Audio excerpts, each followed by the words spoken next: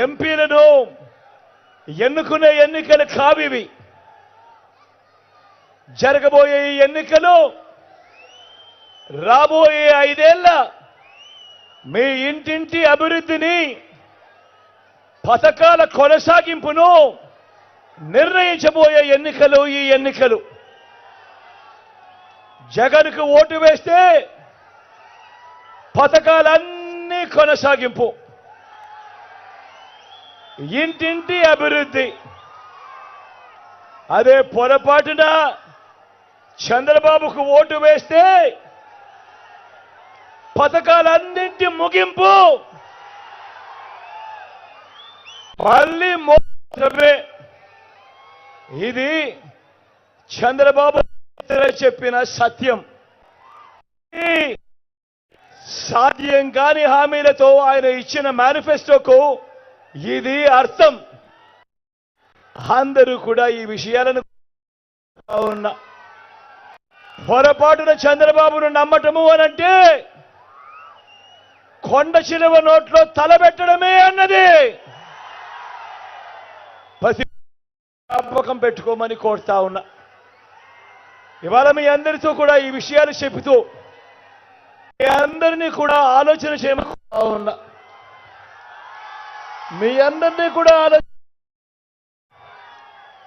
ఈరోజు నేను చెప్తా ఉన్న ఈ మాటలు, ఈరోజు నేను చెప్తా ఉన్న ఈ పనులు, ఈరోజు చెప్తా ఉన్న ఈ మార్పులు, ఇవన్నీ మనం గతంలో ఎప్పుడైనా చూశామా, మనకెప్పుడైనా గతంలో జరిగాయా అన్నది ప్రతి ఒక్కరిని కూడా ఆలోచన చేయమని అడుగుతా ఉన్నా.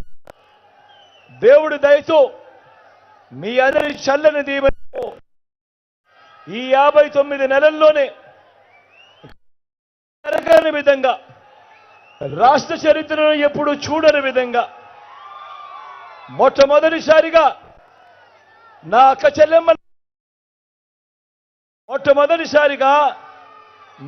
చెల్లెమ్మల కుటుంబాలకు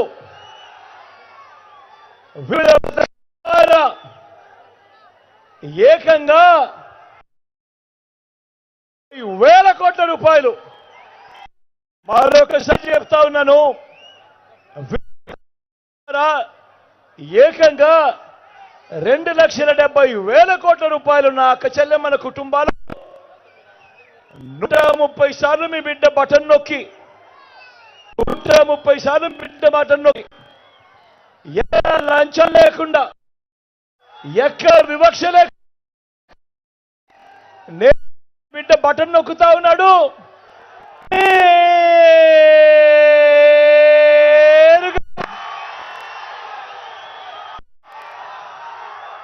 నా అక్క చెల్లెమ్మల కుటుంబాలకే వారి చెయ్యి నేరుగా డబ్బులు వెళ్ళిపోతా ఉన్నాయి. నేను అడుగుతా ఉన్నా, ఇలా ఈ మాదిరిగా గతంలో ఎప్పుడైనా కూడా ఈ మాదిరిగా బటన్లు నొక్కడం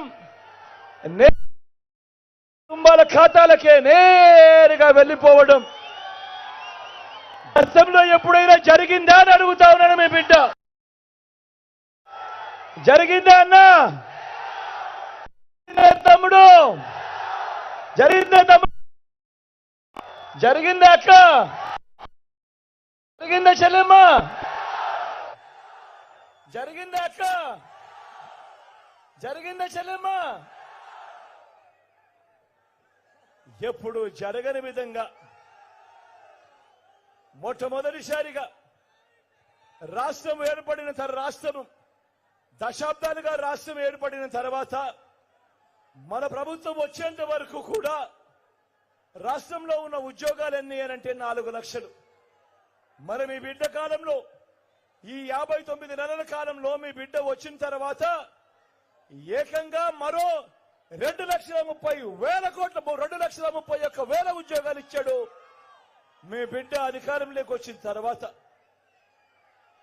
మొట్టమొదటిసారిగా గతంలో ఎప్పుడు జరగని విధంగా మేనిఫెస్టో అన్నది ఈ రోజు మొట్టమొదటిసారిగా విశ్వసనీయతకు అనే పదానికి అర్థం తీసుకొచ్చు మేనిఫెస్టో అన్నది గతంలో మాదిరిగా ఎన్నికలప్పుడు రంగురంగుల కాగితాలు ఇచ్చి రంగురంగుల అబద్ధాలు చెప్పి ఎన్నికలైపోయిన తర్వాత చెత్తబుట్టలో వేసే రోజుల నుంచి ఏకంగా మేనిఫెస్టో అన్నది ఒక ఖురాన్ గా, ఒక భగవద్గీతగా, ఒక బైబిల్ గా భావిస్తూ మేనిఫెస్టోలో చెప్పినవి ఏకంగా 99% హామీలను అమలు చేసి నా అక్క చెల్లెమ్మల ఇళ్లకే, నా అక్క చెల్లెమ్మల కుటుంబాలకే ఆ మేనిఫెస్టో పంపించి అక్క మీరే టిక్కు పెట్టండి, చెల్లెమ్మ మీరే టిక్కు పెట్టండి, అన్న ఇవన్నీ చెప్పాడు, ఇవన్నీ జరిగాయా లేదా మీరే టిక్కు పెట్టండి అని చెప్పి మొట్టమొదటిసారిగా అక్క చెల్లెమ్మల కుటుంబాలకు పంపించి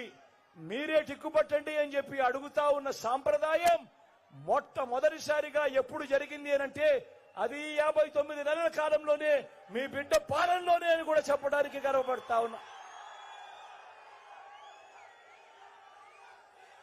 నేనిప్పుడు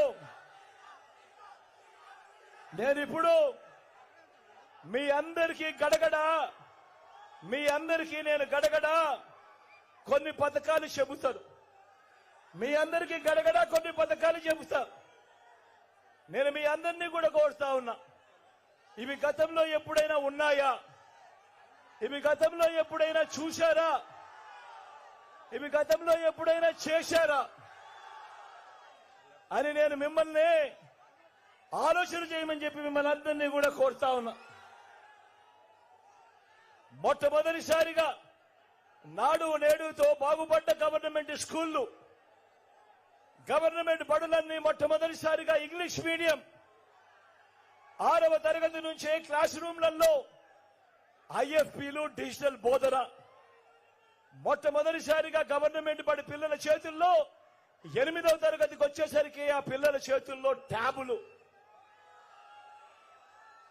ఇంగ్లీష్ మీడియంతో మొదలు 3వ తరగతి నుంచి ఆ పిల్లలకు టోఫుల్ క్లాసులు, 3వ తరగతి నుంచి ఆ పిల్లలకు సబ్జెక్ట్ టీచర్లు.